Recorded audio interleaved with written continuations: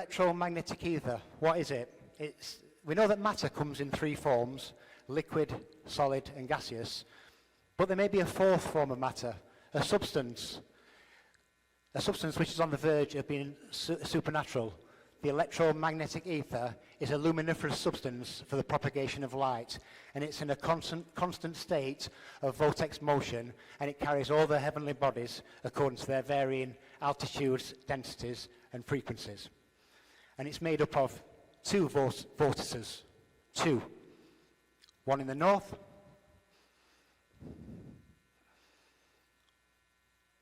and one in the south. Now you put these side by side, and you can see when you're facing in one direction, it appears to rotate in one direction, and when you're facing the other direction, it seems to rotate in the other direction. If you're on the equator, you'll just see them pass straight over your head, like that, and then they'll obviously bend off to the sides. This is an interesting time lapse. So I'm going to say that there's two wheels in the sky, and not just one. So when the moon is high on the Tropic of Cancer, and it appears to be circling the northern circuit, as the moon gets southern declination, it will cross the celestial equator and pick up on the ethereal currents in the opposing vortex. So what it'll be doing then, it'll appear to circle in the southern circuit. And as you can see here, for the time lapse, the moon crosses over and appears to be circling in the opposite, or the opposing vortex.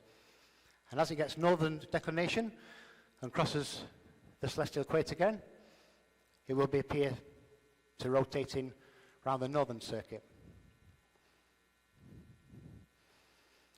So when the moon's high on top of Cancer, if you take a time lapse, what you'll see, the moon will appear to be following the stars in the north.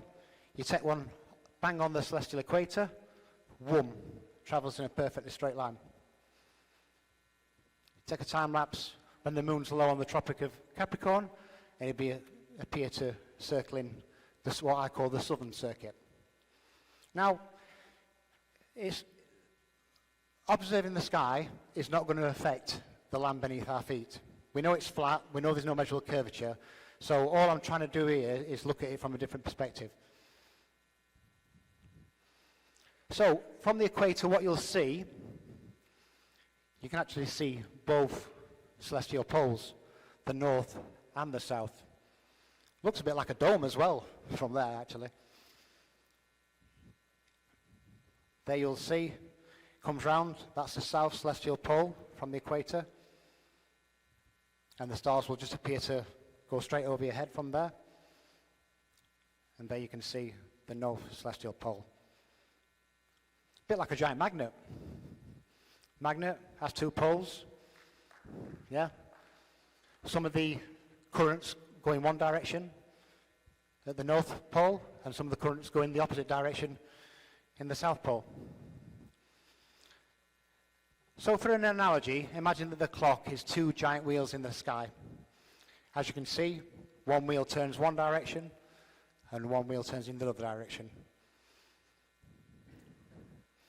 And if you put that image with the time lapse from the equator side by side, they look very similar, don't they?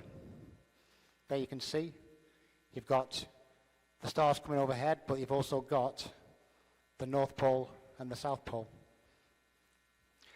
So what you will find as well is if you place the moon at 70 degrees north or anywhere higher than that on mooncalc, what you'll find is the moon's circumpolar. It's visible for 24 hours a day. But at that same time, on the southern circuit, it's not visible. It never rises. Now, we know that mooncalc's accurate. We've proved that in previous observations, in all my observations. Then when you go to 78 degrees south, guess what? The moon's circumpolar, visible for 24 hours in the south circuit. And at the same time, it never rises in the northern circuit. So for me, it's turning on one wheel, it's getting that declination, it's picking up on the current in the other wheel, and it's literally traveling what I call the lunar lemur. It's like a figure of eight. If you ever search for the word ether, you'll come across a snake. Well, it looks like it's eating itself, and it looks like the figure of eight too. So what is the moon? You know what I mean? We've been observing the moon now for thousands and thousands of years, but what is the moon's purpose? What is it there for? There must be a function for the moon. I mean, it looks like a light. Some people say, you know what I mean, it is the lesser light. It looks like a rock. Sometimes it looks like a rock in outer space. I'm thinking, it does look a bit like a rock, but sometimes it looks spherical, like a sphere. Sometimes it looks like a disc. It looks like quite a lot of things at a lot of different times. Sometimes it looks like a projection. The bright spot is actually the moon on that image, and what it did, it caused a lens flare reflection, and it created the image of the moon. That is just a lens flare. So that bright spot can create that image. Sometimes I've heard people say before, it's a hologram.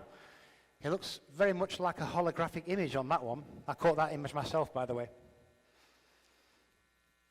Sometimes it looks like it emits light. We've always said that the moon has got its own light, but you get close up onto the moon, something is causing them shadows. Some other light source and only other light source could cause them shadows. So, is it reflecting light? So, the word month is actually derived from the word moon. And the word lunatic is actually derived from the word lunar. Who's that lunatic? Oh, that's me on the streets of Liverpool doing street activism. So then, what is the moon?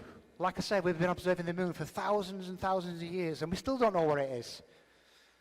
One thing I know it's not, and it's not that. That is the Discover Epic satellite, taken from 1 million miles from Earth, if you want to believe that nonsense. Rob Simon would definitely say it is Photoshop, because it has to be.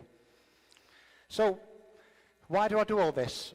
I don't do all this for the fame. I don't do all this for money. If anybody knows me, I pay my own way. I pay my own way to come here. I pay my own way to go to New Zealand. I pay my own way to go to the UK convention.